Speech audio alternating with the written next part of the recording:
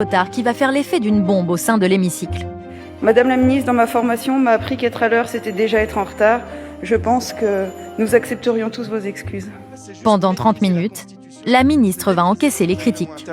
C'est mépriser les règles principales de la démocratie. C'est juste parfaitement scandaleux. 10 minutes de retard un matin, quand on vous attend pour commencer, ça commence mal cette journée.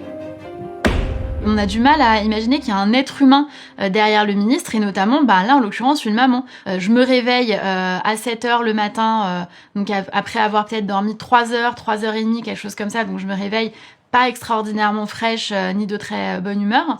Je dois aller à l'examen de ce texte au Parlement, parce que le calendrier parlementaire considère aussi que dormir, c'est un luxe, manifestement. Et donc, ma fille est malade, elle a de la fièvre. Et donc j'arrive en retard, et sans savoir pourquoi j'ai 6 minutes de retard. C'est-à-dire je devais arriver peut-être à 8h, je suis là à 8h06, je me souviens plus de l'heure exacte, mais 6 minutes de retard. Et on passe peut-être une demi-heure à me faire la leçon sur « Oui, c'est un scandale d'État, Madame la ministre, vous êtes en retard ».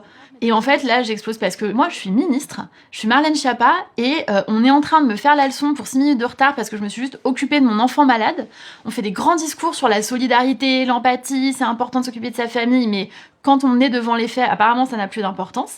Et je pense à toutes les nanas qui sont secrétaires, qui sont comptables, qui sont fonctionnaires au guichet, qui sont vendeuses, et qui se font engueuler comme ça, comme du poisson pourri par leur patron parce qu'elles se sont juste occupées de leur enfant malade et qu'elles sont arrivées un petit peu en retard au travail. Je n'avais pas besoin de votre rappel, Madame la Présidente. J'avais bien évidemment prévu de vous présenter très humblement mes excuses pour ces 6 minutes de retard dont j'espère qu'elles n'entraveront pas gravement la poursuite de nos débats.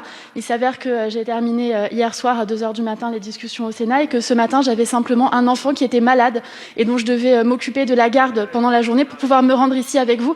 Ce sont des choses qui arrivent, les ministres sont des êtres humains. Je suis humblement confuse pour ces 6 minutes de retard. Je ferai en sorte qu'elles ne se reproduisent plus et je vous remercie pour les bons vœux de rétablissement que vous ne manquerez pas d'adresser à mes enfants.